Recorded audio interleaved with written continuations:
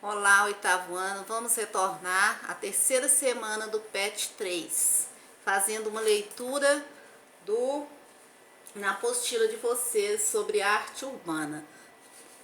Nós vimos as artes no primeiro, na primeira unidade, a história do audiovisual, na segunda, arte urbana e hoje, arte urbana no Brasil.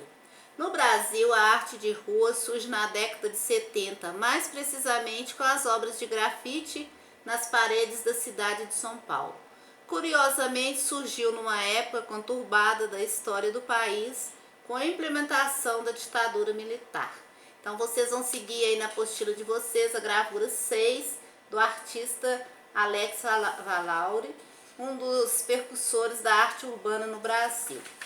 Esta é está disponível, lá no HTT, www, toda a matéria. No início era uma arte marginalizada e de certa forma ainda sofre preconceitos dependendo do local onde é produzida e do indivíduo que a realiza. Entretanto, alguns artistas adquiriram posição de destaque no mercado da arte. Ainda que a produção do artista de rua não seja reconhecida por muitos, é necessário destacar a importância e a relevância desse trabalho para a sociedade.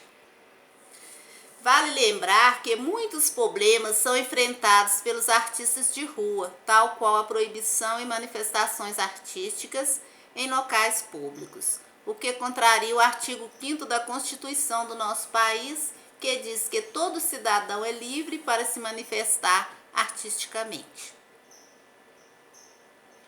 No artigo 5º, todos são iguais perante a lei, sem distinção de qualquer natureza, garantindo-se aos brasileiros e aos estrangeiros residentes no país a inviolabilidade do direito à vida, à liberdade, à igualdade, à segurança e à propriedade nos termos seguintes. No 4º, é livre a manifestação do pensamento, sendo vedado o anonimato. 9º, é livre a expressão da atividade intelectual, artística, científica e de comunicação, independentemente de censura ou licença. Sobre esse tema, algumas leis foram introduzidas nas cidades brasileiras com o objetivo de tornar livre a rua, para que assim os artistas possam trabalhar e apresentar seus trabalhos. De tal modo, em 19 de julho de 2011, o Decreto número 52.504 regulamentou o exercício artístico nas vias públicas da cidade de São Paulo.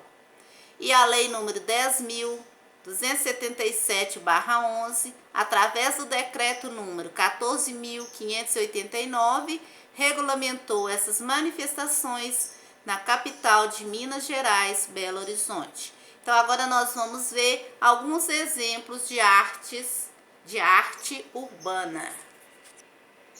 Na figura 7 nós temos um grafite do artista de rua Paulo Ito, presente nas ruas de São Paulo. Então vamos ver um pouco. Grafites são desenhos estilizados, feitos geralmente com tinta spray na parede de edifícios, túneis e ruas. Há muitas técnicas de grafite e atualmente os trabalhos em 3D chamam a atenção dos críticos e das pessoas que circulam pela cidade.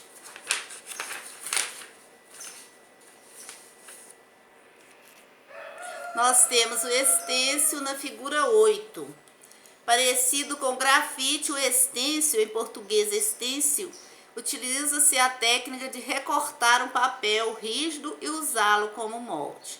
A tinta empregada geralmente é o spray, usada para fixar as ilustrações e desenho nas ruas, postes e paredes. Esse é o método mais prático no momento de fazer as intervenções diretamente nas ruas. Então, vocês podem observar essa gravura aí na apostila de vocês. Agora vocês podem visualizar, o poema urbano do escritor Giovanni. Então, poemas urbanos são qualquer tipo de manifestações literárias que surge no ambiente urbano, seja nos bancos, nas paredes, nos postes, é uma forma interessante de levar a linguagem literária para os locais de grande circulação de pessoas. Vocês podem observar aí, a escrita está: em casa de menino de rua, o último a dormir apaga. Apaga, né? Tem um tracinho, a lua. Então, assim, a luz, né? Para eles é a lua. Então, as linguagem que eles usam, né? Para chamar as atenção. Temos agora a arte em adesivo, né? Stake art. A arte em adesivo costuma ser muito colocada em placas de rua. Stake art é um termo em inglês para arte em adesivos. Esse tipo de manifestações artística utiliza a aplicação de adesivos pela cidade e é uma forma rápida e discreta de intervenção no cenário urbano. A figura 11, né, nós temos o cartaz do lambe-lambe, exemplo de cartaz artístico colado nas ruas da cidade. Vocês vão observando aí a gravura. Os cartazes são um tipo de intervenção urbana muito comum também, chamados de cartaz lambe-lambe. Eles são papéis impressos ou produzidos manualmente que são fixados com cola pelas ruas da cidade, em postes, praças, muros e edifícios. Temos as estátuas vivas, exemplo de estátuas vivas, figura 12 aí na apostila. As estátuas vivas são muito encontradas nas grandes cidades como forma de entretenimento turístico. Os artistas permanecem a maior parte do tempo imóveis, realizam importante trabalho com o corpo, permanecem estáticas durante longos períodos e em certos momentos realizam pequenos movimentos. Geralmente os artistas estão pintados e caracterizados. Nós podemos ver aqui na nossa arte em Belo Horizonte, de frente ao Palácio das Artes, ali na Afonso Pena, né, quando tem a feira, sempre fica essas estátuas vivas expostas lá. A gente para, ele só mexe os olhos. É muito interessante essa obra artística também, as estátuas vivas. Eu já pude presenciar ali de frente ao Palácio das Artes, na Rua Afonso Pena, muitas vezes a estátua viva. Temos agora, né, uma apresentação de rua, circense realizada em praça pública. Vocês podem observar aí na apostila. Essa apresentação de rua pode ser de caráter teatral, musical, circense, malabaristas, palhaços, etc., sendo trabalhados solos ou em grupos. Costumam atrair muitas pessoas para apreciar o trabalho dos artistas, né? Então, geralmente, ali faz aquela roda de pessoa e fica observando as apresentações. A gente vê muito também na capital, Belo Horizonte, a nossa capital mineira. Sempre quando a gente vai até lá, a gente pode observar essas artes, principalmente esse final de semana. Depois nós temos instalações artísticas, né? Instalações do artista espanhol Francisco Pajaró nas ruas de Barcelona, na Espanha. Vocês podem visualizar.